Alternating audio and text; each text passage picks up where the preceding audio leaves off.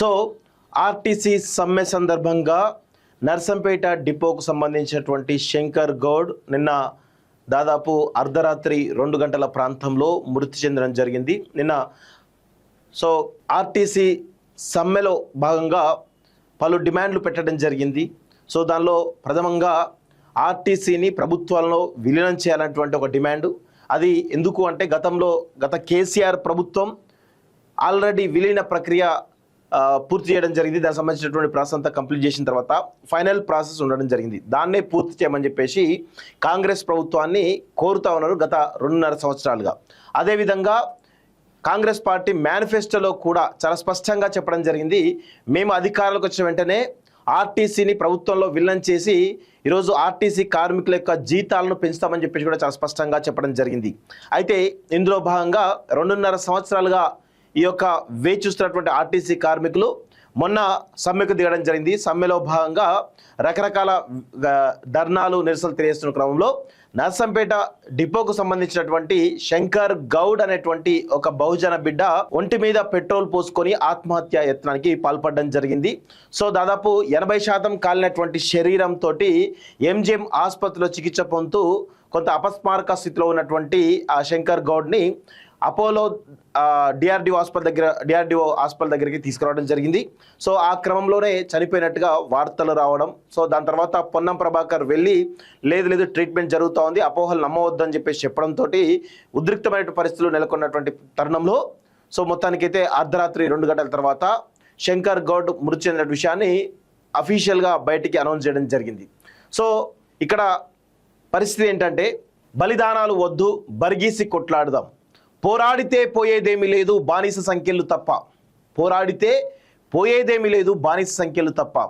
So Telangana ఉద్యమం కోసం వందలాది మంది ప్రాణాలు త్యాగాలు చేయడం జరిగింది. దయచేసి ఆ ప్రాణ త్యాగాలు ఇంకా కొనసాగుతూనే ఉన్నాయి. కేసీఆర్ 10 ఏళ్ళ అధికారంలో ఉన్నప్పుడు కూడా ఇవే బలిదానాలు కొనసాగినాయి. దాదాపు ఇలాంటి ఆర్టీసీ సమ్మెలోనే 20 మంది కార్మికులు ఈరోజు బలిదానాలు చేసుకోవడం జరిగింది. ఇప్పుడు కూడా మళ్ళీ బలిదానాల ప్రక్రియ మొదలు కావడం జరిగింది. దాదాపు ఇప్పటికే 3 ఆత్మహత్య యత్నం చేసుకోవడం జరిగింది. దయచేసి నేను ఒకటే కోరుతా ఉన్నాను కార్మికులందరినీ కూడా, దయచేసి బలిదానాలు చేసుకోకండి, ఆత్మహత్య యత్నాలు చేసుకోకండి. మీకోసం కొట్లాడడానికి దాదాపు 4 కోట్ల తెలంగాణ సమాజం అంతా కూడా మీ వెంబడి ఉన్నదనే విషయాన్ని మర్చిపోవద్దు. తెలంగాణకు ఉద్యమాలు కొత్త కాదు, తెలంగాణకు ఉద్యమ చరిత్ర కొత్త కాదు. దయచేసి ఉద్యమకారులంగా మేమందరం కూడా రిక్వెస్ట్ చేస్తా ఉన్నాం, ఎవ్వరు కూడా బలిదానాలు చేసుకోవద్దు. మీకోసం, మీకు అండగా మేమందరం కూడా మీకోసం కొట్లాడడానికి సిద్ధంగా ఉన్నాం. ఎంత దాకైనా ప్రభుత్వంతో ఎంత దాకైనా కొట్లాడడానికి సిద్ధంగా ఉన్నాం. ఈ నరరూప హంతకులైనటువంటి రేవంత్ రెడ్డి కానీ, పొన్నం ప్రభాకర్ కానీ వీళ్ళు దిగొచ్చి మీ యొక్క సమస్యలను, మీ యొక్క హక్కులను ఏవైతే ఉన్నాయో, మీ డిమాండ్లు ఏవైతే నెరవేర్చేంత వరకు మీకోసం బరిగీసి మేము కొట్లాడతాం. దయచేసి బలిదానాలు వద్దు. బలిదానాలు చేసుకుంటే సమస్యలు పరిష్కారం కావు అనే విషయంలో గుర్తుపెట్టుకోవాలని చెప్పేసి కూడా ఈరోజు కార్మికులందరినీ కూడా ఈరోజు నేను మనస్ఫూర్తిగా కోరుతా ఉన్నాను. మీరందరూ కూడా బరిగీసి కొట్లాడే విధంగా చేయాలి. ఈరోజు రేవంత్ రెడ్డి ప్రభుత్వం వాళ్ళకు స్పష్టంగా నేను చెప్తా ఉన్నాను, కాంగ్రెస్ ప్రభుత్వానికి, మీకు చిత్తశుద్ధి ఉంటే ఇమీడియట్గా ఆర్టీసీ జేఏసీ చేస్తున్నటువంటి సమ్మెలో భాగంగా వాళ్ళు ఏ డిమాండ్లు అయితే పెడుతున్నారో ఆ డిమాండ్లన్నిటి కూడా నెరవేర్చాల్సినటువంటి బాధ్యత ఈరోజు మీ పైన ఉంది. ముఖ్యంగా 3-4 డిమాండ్స్ అయితే ప్రథమంగా కనబడతా ఉన్నాయి. ఈరోజు ఆర్టీసీని ప్రైవేటీకరణ చేసే దిశగా ఈరోజు దాదాపు 5 డిపోలను మెగా కృష్ణారెడ్డికి, అదేవిధంగా కొంతమంది ప్రైవేట్ వ్యక్తులకు అప్పగిస్తున్నటువంటి ఈ నిర్ణయం ఏదైతుందో దాన్ని వెనక్కి తీసుకోవాలని చెప్పేసి కూడా ఈరోజు స్పష్టంగా మేము చెప్తా ఉన్నాం.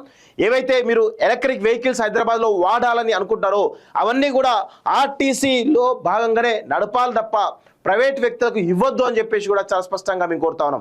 అదేవిధంగా ఆర్టీసీని ప్రభుత్వంలో విలీనం చేసేటువంటి ప్రక్రియ ఆల్రెడీ పూర్తయిపోయింది. ఆ ప్రక్రియను అమలు చేయమని చెప్పేసి కూడా ఈరోజు ఆర్టీసీ జేఏసీ మొత్తం కూడా ఆర్టీసీ కార్మిక లోకమంతా కూడా ఈరోజు ముక్త కంఠంతో వాళ్ళు రిక్వెస్ట్ చేస్తూ ఉన్నారు, వాళ్ళు సమ్మె చేస్తూ ఉన్నారు.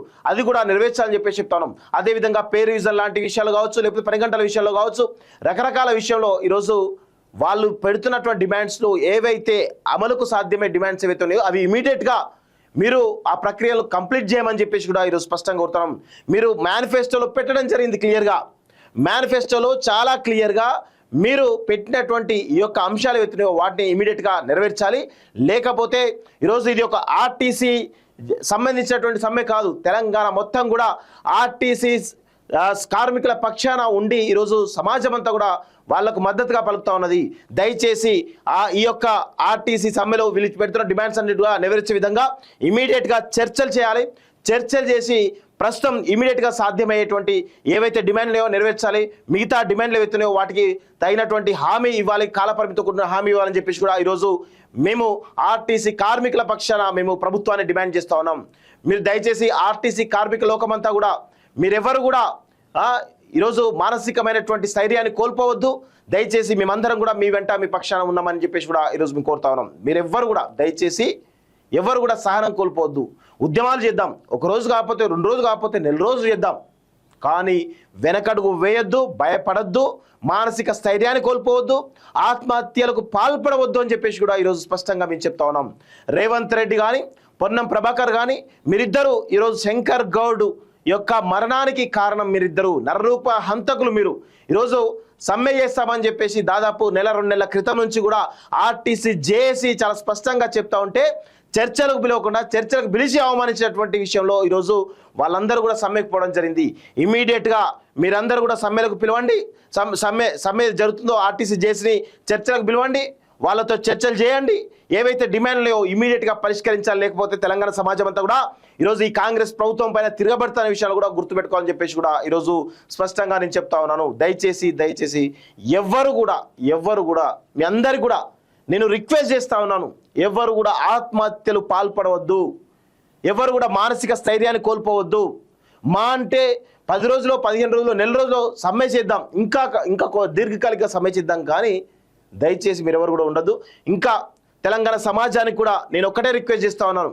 ఈరోజు మనల్ని దాదాపు రోజుకు 1 కోటి మందికి పైగా ప్రయాణికులను సురక్షిత ప్రాంతాలకు చేరుస్తున్నటువంటి ఈ యొక్క ఆర్టీసీ డ్రైవర్లు కానీ కండక్టర్లు కానీ కార్మికులు కానీ ఎవరైతే ఉన్నారో వాళ్ళందరికీ కూడా దయచేసి మనకు కొంత ఇబ్బంది కలగవచ్చు, ఇబ్బంది కలగదని కాదు, కొంత ఇబ్బంది కలగవచ్చు, కానీ అది తాత్కాలికమైన ఇబ్బంది. వాళ్ళు మన కోసం వాళ్ళ యొక్క ఆరోగ్యాలను ఖరాబ్ చేసుకొని ఈరోజు మన కోసం పనిచేస్తూ ఉన్నారు. వాళ్ళను కాపాడుకోవాల్సిన బాధ్యత మన మీద ఉంది. వాళ్ళు చేస్తున్నటువంటి సమ్మెకు మనందరం కూడా సహకరించాలి. వాళ్ళు చేస్తున్నటువంటి డిమాండ్లు పరిష్కరించే విధంగా ప్రభుత్వంపై ఒత్తిడి చేయాల్సిన బాధ్యత ఈరోజు మన పైన ఉంది అని చెప్పేసి కూడా దయచేసి కోరుకుంటూ ఆర్టీసీ కార్మికుల పక్షాన మనందరం కూడా ఉండి మనం అందరం కూడా కొట్లాడాలి. వారి కోసం వారికి మద్దతు తెలపాల్సినటువంటి ఈరోజు అవసరం మన పైన ఉంది, తెలంగాణ సమాజం పైన ఉందని చెప్పేసి కూడా ఈరోజు కోరుకుంటూ దయచేసి వారు చేస్తున్నటువంటి సమ్మెకు మద్దతు పలకాలి. ఈరోజు సమ్మె జరుగుతుందో మనకు కొంత అసౌకర్యం కలుగుతూ ఉంది, దాన్ని దయచేసి మీరు ఆర్టీసీ కార్మికుల పైన కాకుండా ప్రభుత్వం పైన, ఈ యొక్క ప్రభుత్వం చేస్తున్న దమనకాండ పైన చూపించాలని చెప్పేసి కూడా ఈరోజు తెలంగాణ సమాజానికి కూడా నేను విన్నవిస్తా ఉన్నాను. దయచేసి మరొక్కసారి స్పష్టంగా ఆర్టీసీ కార్మికులకు నేను చెప్తా ఉన్నాను, మనందరం కూడా బరిగీసి కొట్లాడదాం, బలిదానాలు వద్దు, పోరాడితే పోయేదేమీ లేదు, బానిస సంఖ్యలు తప్ప. ఈ నినాదంతో మనందరం కూడా ముందుకు పోదామని చెప్పేసి కూడా కోరుకుంటూ ఈరోజు ఎవరైతే ఆర్టీసీ కార్మికుడు శంకర్ గౌడ్ మృతి చెందారో వారి కుటుంబానికి వారి కుటుంబానికి సానుభూతి తెలుపుతూ శంకర్ గౌడ్ ఆత్మకు శాంతి చేకూర్చాలని చెప్పేసి కూడా వారికి ప్రగాఢ సానుభూతి ఈరోజు కాలోజీ పక్షాన తెలంగాణ సమాజం పక్షాన మేము ప్రకటిస్తా ఉన్నాం.